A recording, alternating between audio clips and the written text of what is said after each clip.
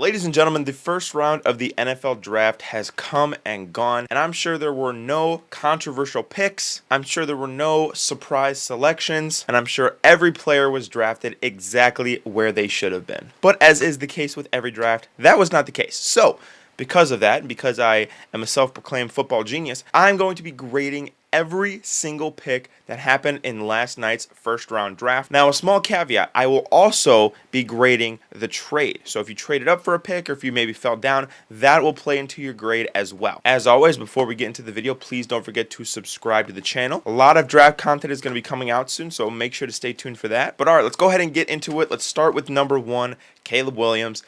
This is an A+. It's a slam dunk. It is a blessing. There's no really other way to say this for the Bears.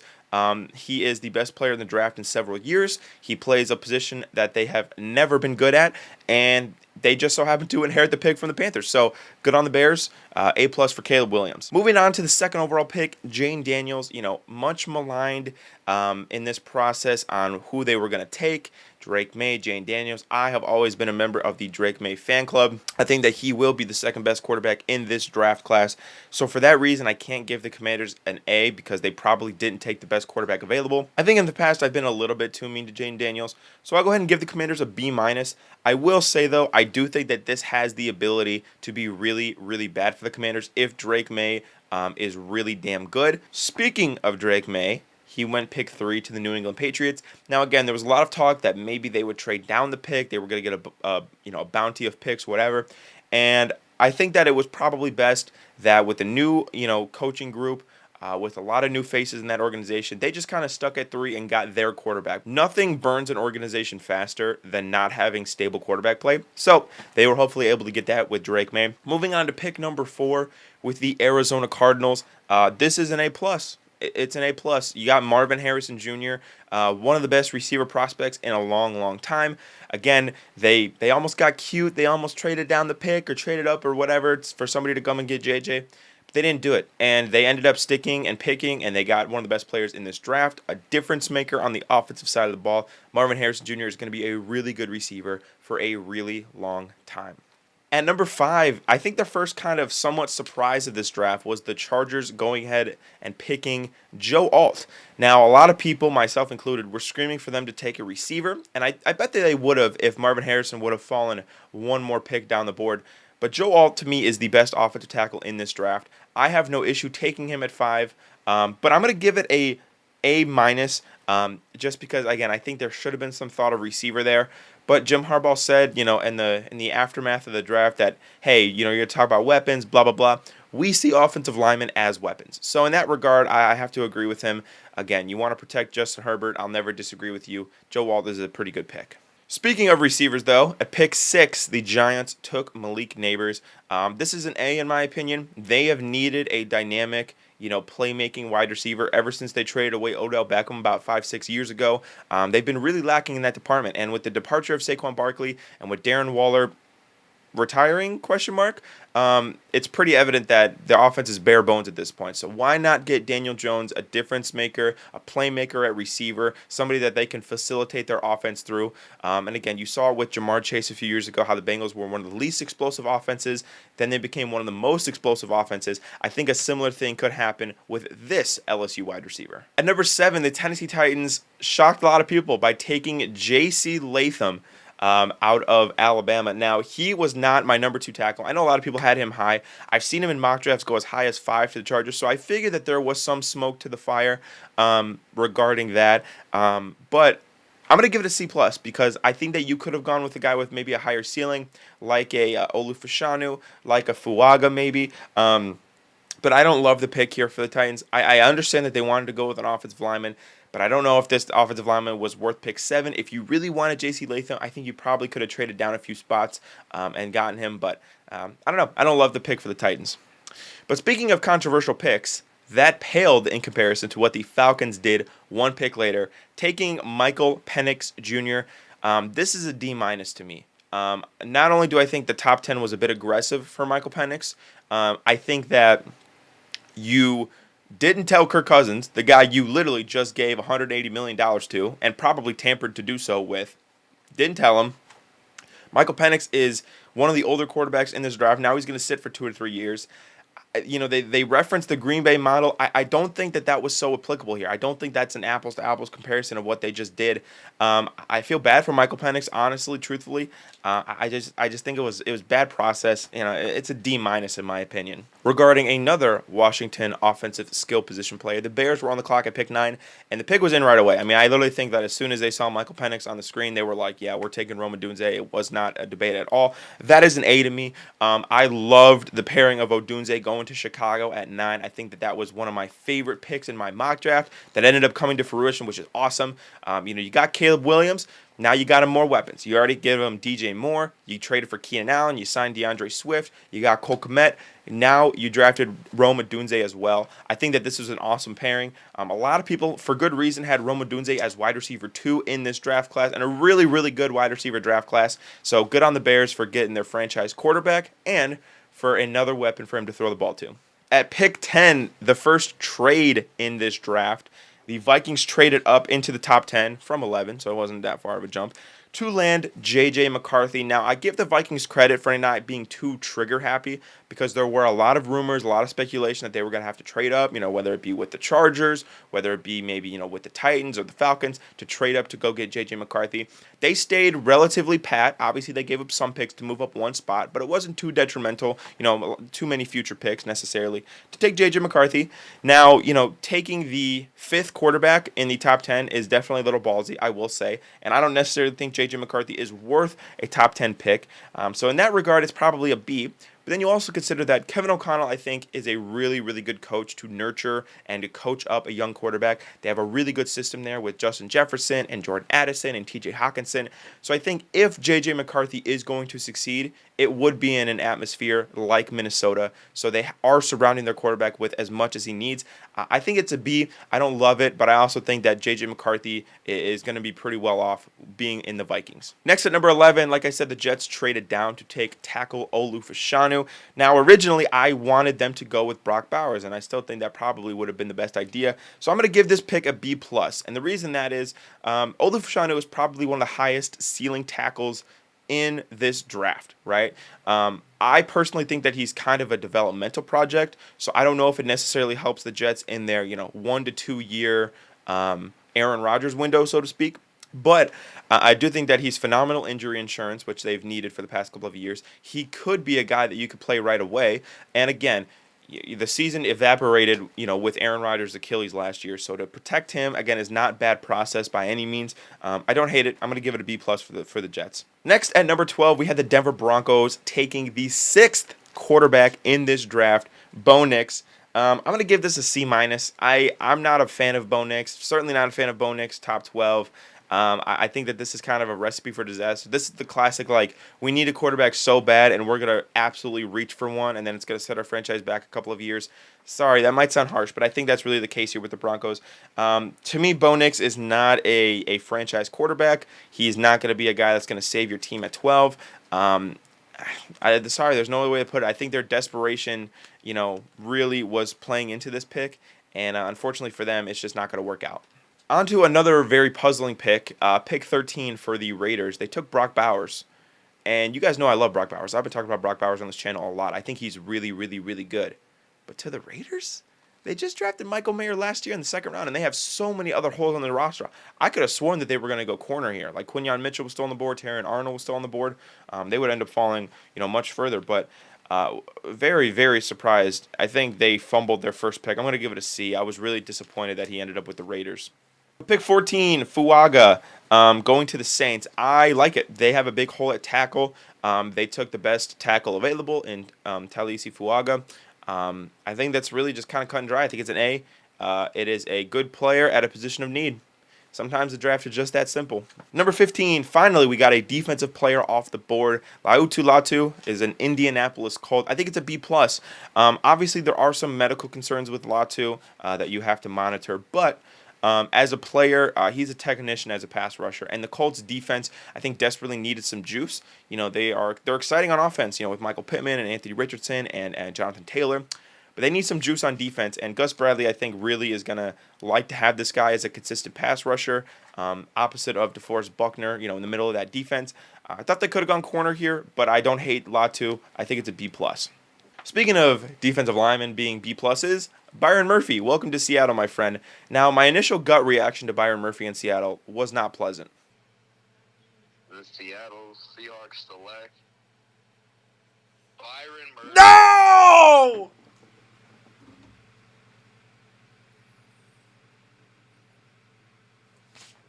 But I've since come around to it. John Schneider and Mike McDonald, after the draft, said that Byron Murphy was their top-ranked defender on the board, and honestly, I could see why. He's an athletic freak, and he's really quick. He's really shifty. He's nimble for a big guy. He used to play running back. I think that this is going to be, a really good addition to Seattle's defense. One thing that I'm not loving, though, is if you think about it, we essentially spent our first and second round picks on defensive tackles because Leonard Williams is what we used our second round pick to trade for. But in a vacuum, it's not a bad pick. I think it's a B+. Could end up being really, really good for Seattle. Pick 17, the Vikings trade up again to get Dallas Turner in this draft with the Jacksonville Jaguars. Now, I like the trade. I think once they saw that Seattle didn't take Dallas Turner, they had the trade ready to go. They wanted to go get him. So, hats off to the Vikings for doing that. And I think it's an A. I think Dallas Turner is a really, really good edge rusher. He's really quick. He's really athletic. He reminds me a lot of Brian Burns. And, getting him into Brian Flores' defense, getting him acclimated to that scheme, I think is going to be really important. In a perfect world, the Vikings just landed their franchise quarterback and dominant edge rusher. We know that's not always how the cookie crumbles, unfortunately, in these drafts. But, again, that could be the case. That could be, the dream scenario for the Vikings. I got to give them an A for Dallas Turner. I think that was a really good pick, taking advantage of a guy that was sliding down the board a little bit. At pick number 18, Amaris Mims went to the Cincinnati Bengals. Now, I've been saying that they were going to take offensive linemen. I mocked him to the Bengals in a lot of mock drafts. To me, it makes perfect sense. I'm going to give that a B+. You have to give Joe Burrow some protection. I will say Amaris Mims is a little bit raw of a prospect, so you will have to coach him up. You will have to, refine his technique a little bit. But at the end of the day, I really don't think that this is a bad move for Cincinnati. I think that any time that you could protect Joe Burrow more is a good thing. And I think it's a B+ for Cincinnati. At number 19, the Los Angeles Rams broke my heart and took Jared Verse, the guy that I secretly really wanted the Seahawks to take at 16. But whatever. I think this is an A for Los Angeles. Obviously your defense is pretty devoid of talent now that the GOAT retired. You needed, I think, some more juice. You needed that pass rush. Jared Verse is going to be that guy. He's like a freaking bull out there. And it's pretty amazing that he fell to 19 and they were able to take him. So hats off to the Rams. I thought they could have maybe gone with Johnny Newton here, who I think is my top defensive tackle in this draft. Very surprised he didn't go in the first round. But Jared Verse is a very, very good selection as well. Congrats to the Rams for getting a dominant edge rusher. At number 20, the Steelers took Troy Fautanu, the tackle/guard out of Washington. I'm going to give this a B+. I definitely think they probably could have gone with a receiver here, but they've done so well historically at developing receivers that you could actually take a guy in like the third round and he'll end up being the greatest receiver of all time. Troy Fautanu, their offensive line, it was not the best last year. You get a guy who can be a mauler, really, really good feet. He has paws, but I like this pick. This is, again, not one of the sexy picks in this draft, but it's a pick that I think is going to pay good dividends for the Steelers. At pick 21, then we had the Miami Dolphins taking Chop Robinson. Now, this was one of the more puzzling picks of the first round. I'm going to give this a C. I did not like this, and there's a few reasons why I did not like this. First of all, again, Johnny Newton, what are we doing, right? You have a big hole from Christian Wilkins that you could have filled. I also thought they were in a position to maybe take a Jackson Powers Johnson, a Graham Barton. Very surprised Jackson Powers Johnson didn't go in the first round. But additionally, Chop Robinson isn't even the best edge rusher available in my opinion. So I don't know what they were doing. To me, they were kind of smoking. They were on that, that weed or whatever you want to call it, right? They have Jalen Phillips, they have Bradley Chubb, and I know they're injured, and I know they're going to miss significant time. I just don't know if you wanted to invest that kind of assets into a position where you're already pretty good at. Next, we have the Philadelphia Eagles taking Quinyon Mitchell. I'm going to give this an A for multiple reasons. There were rumors that the Eagles were going to try to trade up to take a corner, which would probably have been Quinyon Mitchell, which definitely would have been because it was their choice of corner. So hats off to Howie for staying patient, not giving up more assets to move up in this draft, even though he should have with the Seahawks, but whatever. It's an A. Obviously, they stayed pat. They addressed a huge position of need. They got a lot of people's top guy on the board in that position group. So hats off to the Eagles. Then at 23, the Jacksonville Jaguars took Brian Thomas. I actually really love this pick for the Jaguars. I'm going to give it an A as well. I thought that trading back and still addressing a position of need is really, really good process. Brian Thomas is 6'3", runs a 4.3 40-yard dash. Was over 1,000-yard receiver last year at LSU. The guy's really, really good. And if you can add some more playmakers and add some more consistency to this Jaguars offense that really lacked it last year, I think that's always going to be a good thing. Like I said, Trevor Lawrence was a little bit disappointing last year. Get him back on track. Get him another weapon to help facilitate a lot of touchdown passes. Then at 24, the Lions traded up with the Dallas Cowboys to take Terrion Arnold. I like this pick in a vacuum. I'm going to give it a B+. I personally prefer Kool-Aid McKinstry over Terrion Arnold. I know that's a hot take, whatever. But, again, the Lions had a big position of need at corner. When Kendall Vildor is getting significant playoff minutes, you know that it's time to address that position. No offense, Kendall Vildor. But they traded up with the Cowboys. And I like this trade for the Cowboys, obviously, as well. But for the Lions, taking Terrion Arnold, I mean, that's the top guy on a lot of people's big boards. So good on them. B+, is, again, a good player at a position of need. You can't really complain. At 25, the Packers took Jordan Morgan. Now, to me, this is a bit of an interesting pick because I think that we're looking at a Packers team that is trying to replace David Bakhtiari. And they did so with somebody who's a little bit raw. And this could be one of those picks that never really pans out, but he could also be really, really good. And I know that could be said about every prospect, but I think there's a wider range with Jordan Morgan than there is a lot of prospects. So I'm going to give it a B for Green Bay. I'm going to see, if they can develop him to be a starting caliber offensive lineman. I think their offensive line coaching has been really good over the past several years, and if they can get the most out of Jordan Morgan, that would be really nice. But for right now, it's a B. Speaking of offensive linemen, the Tampa Bay Buccaneers at 26 took Graham Barton. I think it's a B+. He's going to be the Ryan Jensen replacement. Again, you just invested in Baker Mayfield and Mike Evans on the offensive side of the ball. You want to protect those assets. I think that was a good investment. I really like Graham Barton. I probably prefer Jackson Powers-Johnson a little bit, but I have no complaints. I think Graham Barton is the first caliber interior offensive lineman, and the Buccaneers are going to invest in the trenches. At number 27, the Arizona Cardinals took Darius Robinson. I think this was a bit of a reach. I'm going to give this a C+ for the Cardinals. I do think this was a bit of a reach for the Cardinals. I think, again, Johnny Newton was right there. Kool-Aid McKinstry is right there. I think that they could have addressed defense in a different way because I think some of the good edge rushers were gone by that point. Again, I don't hate the process of it. You need defense. You're going to go get an edge rusher at pick 27. I don't hate it. I think, again, if you were going to take Darius Robinson, probably could have traded down a little bit, but it's whatever. So I'll take that for the Arizona Cardinals, I guess. At number 28, the Chiefs traded up with the Buffalo Bills. And got Xavier Worthy, literally the fastest guy ever. Buffalo, what the fuck are we doing? Why are we gift wrapping the best team in the league and your biggest competition their choice of the remaining wide receivers, and just so happened to give them the fastest guy in combine history? To me, this is a B+, bordering on an A for the Chiefs, just because, last night when they were showing Xavier Worthy, they kept saying Deshaun Jackson, and that really kind of opened my eyes, and I'm like, holy shit, Andy Reid coached Deshaun Jackson. He sees Deshaun Jackson, and if he is anything like Deshaun Jackson was in his prime, we're in for about 5 more Chiefs Super Bowls, unfortunately. So fuck you, Buffalo. Stop making the Chiefs so good. I'm not even a fan of an AFC team, but just that's just bad practice. That's I don't know. Why would you suicide yourself like that? That's just, to me, dumb. I would have a no trade rule with the Chiefs. But good on the Chiefs for taking advantage of that, and they moved up and they got Xavier Worthy. Then at 29, the Cowboys are up after their trade with the Detroit Lions. They are going to take Tyler Guyton. I think this is like a B+.